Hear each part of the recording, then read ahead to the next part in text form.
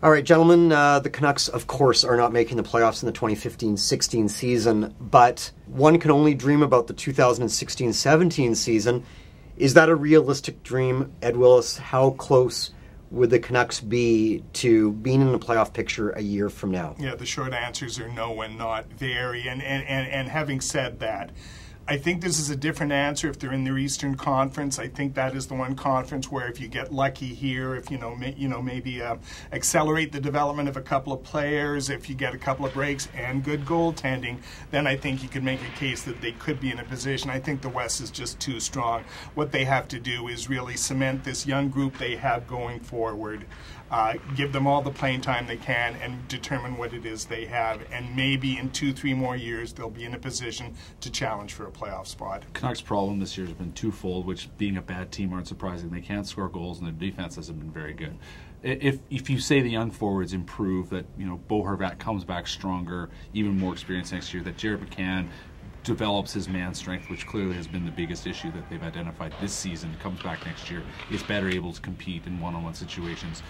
You see some defensemen come in, Ben Hutton again, Alex Edler comes back refreshed. They find a couple other guys. They're closer than they are now. I think there's no doubt about that. But you also have to think about, say they bring in a guy like Brock Besser, say they somehow find a way to get Thatcher Demko moving closer to the NHL. I mean, those are the guys. Those guys are 2 years away. Those guys aren't here next year. That's when we're really talking about things, is when they get those young guys, the next wave of young guys in the lineup, and then there needs to be another wave of young guys in the lineup because the Sedins are going to be gone. Guys, I mean, they often say that free agency is no way to build a team. But on July 1st, money will open up for the Canucks thanks to their inability to move guys at the trade deadline.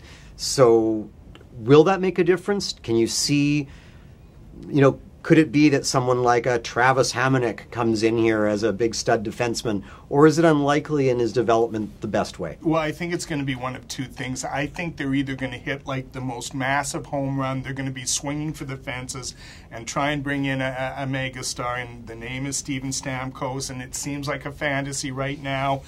But you can also, if this happens, if that, it probably needs 15 things to happen. Maybe it's possible.